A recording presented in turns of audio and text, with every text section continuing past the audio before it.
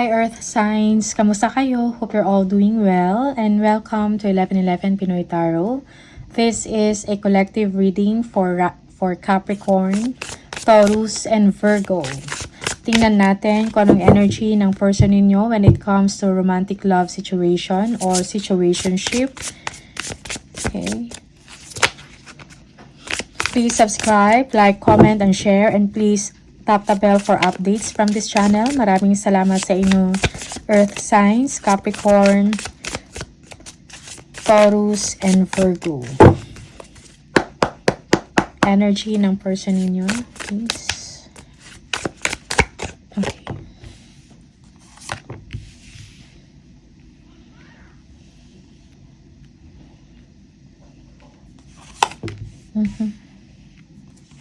It seems that your person is making a plan, no?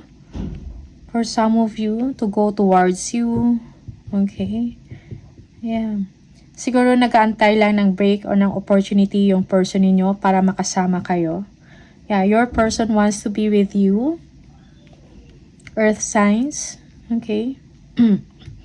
Yeah.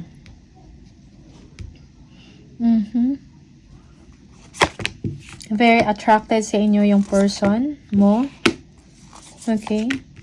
And you also, Earth signs, you are manifesting something.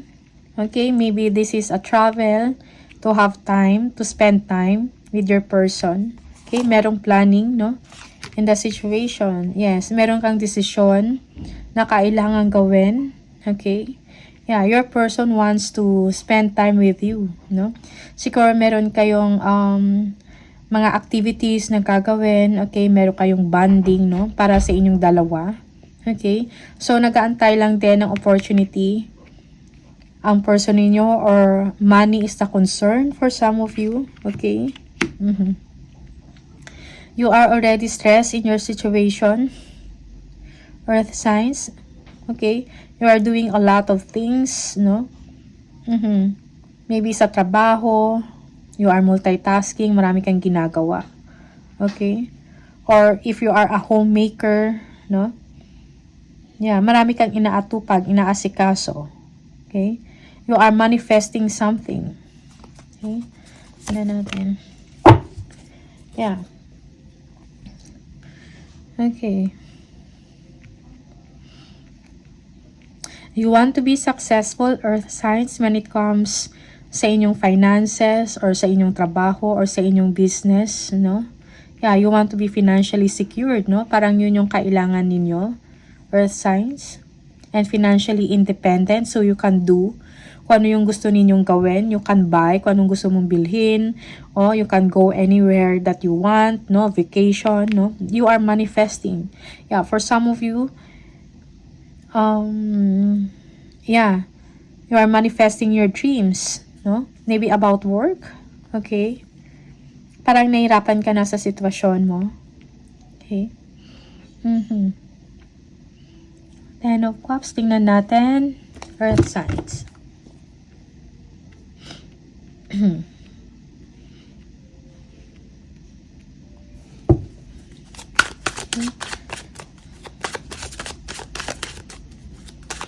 Yung iba sa inyo, parang walang give and take, no? Hindi balance yung situation ninyo, ng person ninyo, okay? And you are already stressed sa inyong arrangement or sa inyong sitwasyon. Kulang ng give and take, no? Yeah.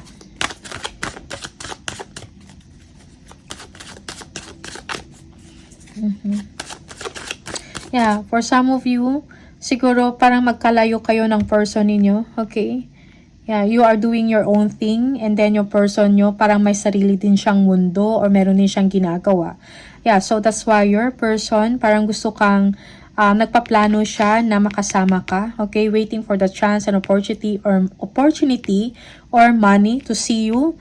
And you also, you want to spend time with your person. Okay, you are thinking, maybe you are planning already, no?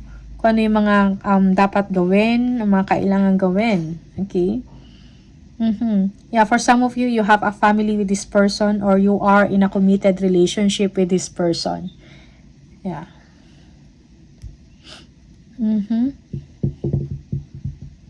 Okay, yung iba sa inyo, your person wants to have a family with you. Okay? Yeah. Maybe nagpaplano kayo na magkaroon ng anak. Okay? Or your person wants you to get pregnant. And you are making a decision about this. No? Parang siguro pinag-iisipan mo pa, no? Because siguro medyo madami kang ginagawa or busy ka. Parang nakafocus ka sa career, sa money, and you are thinking if kung gusto mo ba mabuntis or something like that. Yeah. You are doing well when it comes to your career or sa inyong trabaho. Okay? For some of you. Tingnan natin. Ten of Cups. Yeah. You might be dealing with Libra, Aries, or Leo for some of you. Capricorn also. Okay. Gemini. For some of you. Or a little bit of water signs. Scorpio, Cancer, and Pisces. Okay. Ten of Cups. Yeah, so your person is making a decision, no? Parang nagwi-wait lang siya ng time na magkaroon siya ng chance, most especially when it comes to finances, no? Parang may desire siya na puntahan ka, okay?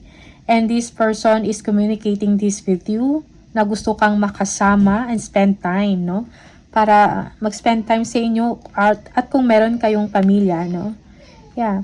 So, your person is asking also for your support, no? Something like that, na parang supportahan mo siya kung ano may yung desisyon para sa inyong dalawa. Okay? Yeah. So, your person, maybe if your person is parang physically magkalayo kayo, so your person is leaving temporarily a place or a situation in order to meet up with you or para makasama ka. Okay. Okay.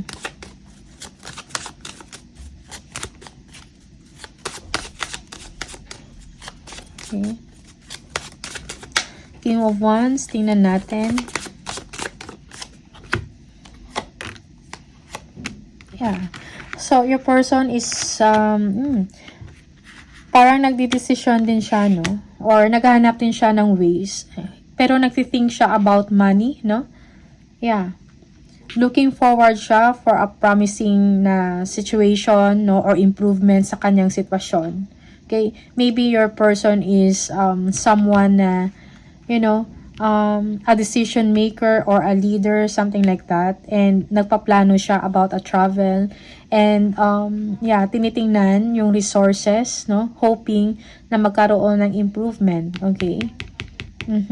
Yeah, for some of you, your person, yeah, parang nandun na sa stage na gusto niya magkaroon ng family sa inyo. Okay, something stable, no? Emotionally. Alright? And parang magiging, yeah, gusto niya yung isang matatag or pang long-term na relationship with you. Okay? Just take what resonates for you. Minsan, this is a reverse role, no? Baliktad yung role. Okay.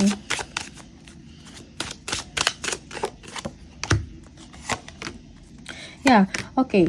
So, 6 and 6. Alright. So, your person wants to have a communication with you or gusto kanyang bisitahin or puntahan. No? Namimiss ka ng person mo. Okay. Yes, your person wants to share something with you. Okay, siguro merong good news na nangyayari sa kanya. And, yeah, parang also, this is a way also, no? Itong 6 of Pentacles na bigyan ka ng oras, no? And time. Or oras and attention, no? Sa inyo. 6 of Pentacles about money. Okay. Yeah, so definitely magkalayo ka ng person ninyo because of the water. Okay. Yeah. Your person will be visiting you, maybe a hometown, or your person is in another country, something like that. Gusto niya ipakita, yung iba sa inyo, meron siyang ibibigay na gift or regalo. Alright? Para sa inyo. Okay. Mahal ka ng tao na to. Pero parang binabalanse niya lang ang kanyang emosyon. Kasi baka parang ma-overwhelm siya sa kanyang emotions, no? Yeah. The Empress. Tingnan natin. Your person is waiting for the right time. No? Siguro kung magkaroon na siya ng mga extra, no, makareceive siya ng good news about money or magkaroon siya ng ng sapat, no, or kakayahan financially, then maybe this person will be traveling to see and meet you, okay, or to be with you. The Empress. Tingnan natin. Okay. Planning. Stability. Okay. So, I think kailangan ng action sa person ninyo. Okay. Na parang kung ano man yung mapag-usapan ninyong dalawa, kailangan ng action. Alright?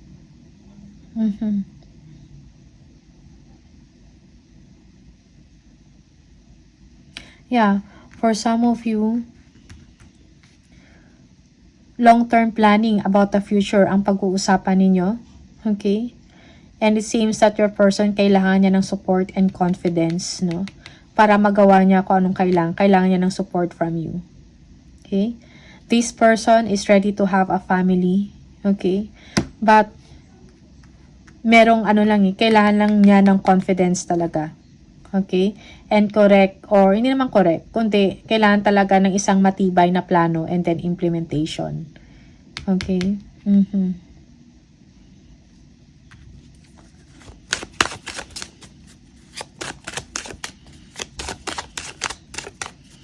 Nine of Pentacles. The Lovers. So, your person, yung sa sitwasyon ninyo, parang meron kayong agreement, no? And both of you gusto nyo na magkaroon ng kaliwanagan ang inyong sitwasyon. Okay? Like, parang gusto nyo na merong pag-uunlad or improvement, no? Kung meron kayong family with this person, yes, the Star. Okay.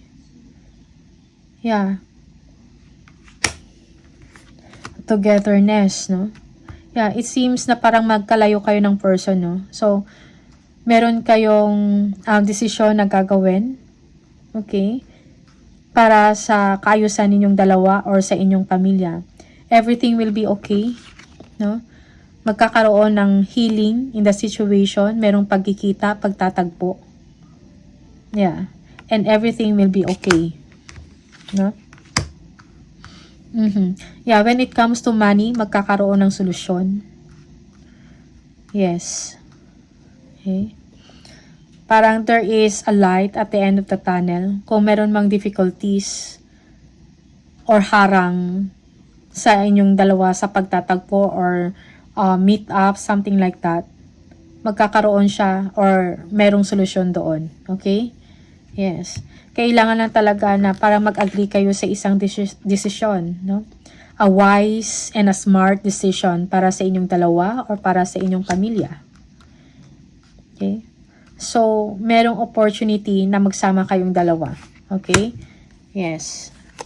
And parang ito yung wish ninyo na magsama kayo. Okay?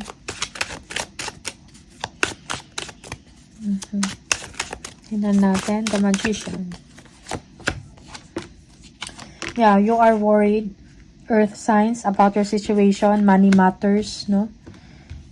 You are worried about this and that's why you are manifesting na sana magkaroon ng kaayusan financially ang inyong sitwasyon, ang inyong relationship, or ang inyong pamilya.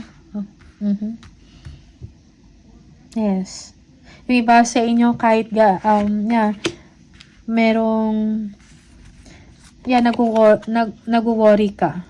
Okay, negative thinking. nag-overthink, or minsan in the middle of the night parang nagigising ka, or yeah, because of the problema, because of the concerns, no, about money, about kung meron pa bang chance na magkasama kayo ng person mo. And again, this is my family, no? Yeah.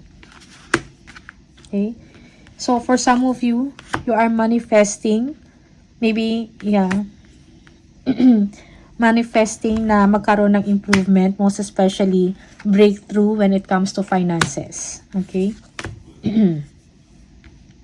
Action is needed. Earth signs, action is needed. And decision, action. And then result, no? Pagiging maayos ang resulta. Okay? Queen of Pentacles. The World. Again, new direction, no? Queen of Pentacles. For some of you, you want your person to come to you. Mag-travel kayong dalawa, okay? At magkaroon ng pagbabago or new beginning sa inyong relationship. Okay? Sa inyong pagsasama. Okay? Yeah.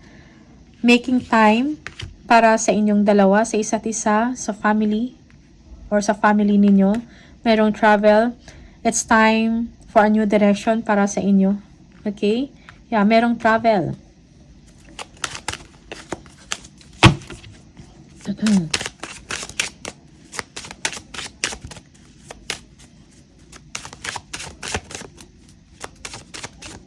Okay. Yung iba sa inyo, kung meron kayong mga conflicts, no? Or meron kayong problema or issues, na it's time na para magkaroon kayo ng,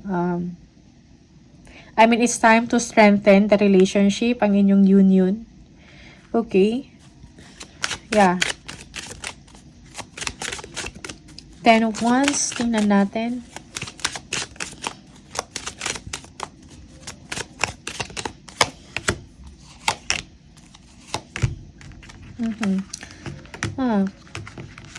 Okay. Definitely, you want change, no? In the situation. Okay.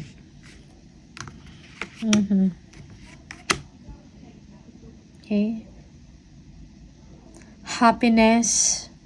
This is what you want. Merong wish come true para sa inyo, or fulfillment, emotional fulfillment. Okay.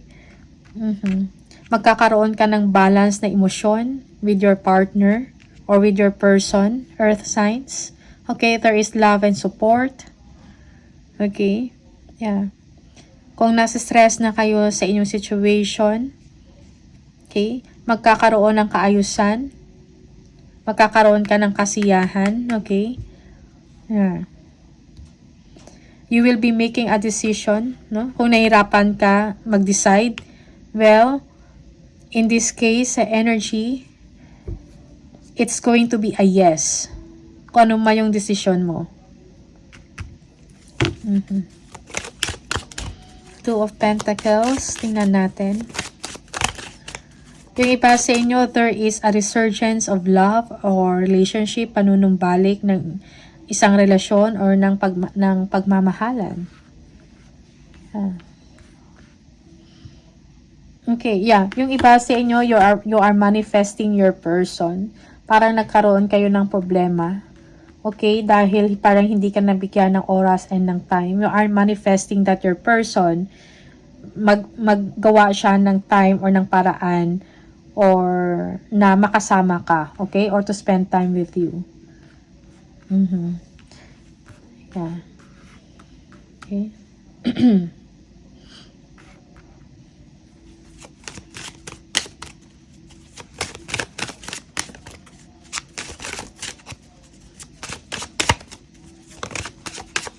Kung nagkaroon, again, kung meron man kayong mga issues na problema, it's like, parang para sa'yo is nalalagpasan mo na, okay? And parang nakafocus ka din ngayon para sa improvement mo, sa sarili mo. Earth signs, okay?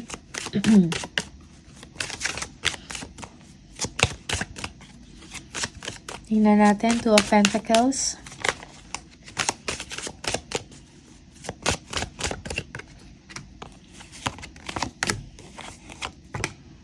Okay.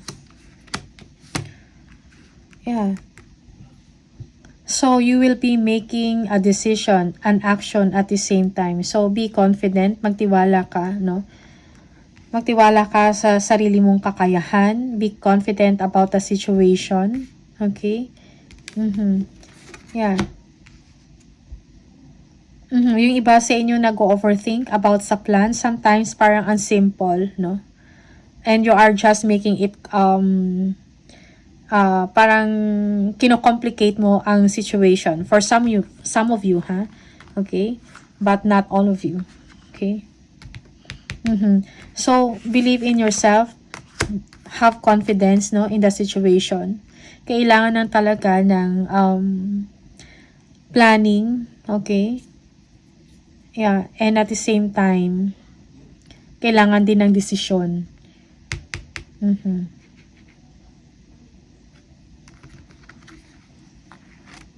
Yeah, be confident, no? Earth signs, sa kung ano man yung desisyon mo. Para sa'yo or para sa inyong dalawa ng partner mo or ng inyong family. Okay? Yung iba sa inyo, parang babalik ang confidence ninyo sa sarili. Yes. Yeah. Merong planning dito about travels for some of you. Travel or biyahe. Okay? And nag-iisip ka about budgets. Budget. Okay? But everything will be okay. It will be supported, no? At magbibigay ito sa iyo ng kasiyahan, okay? Parang dream come true to sa inyo or merong wish fulfillment, okay? Yeah. So, do not overthink, no? And do not procrastinate.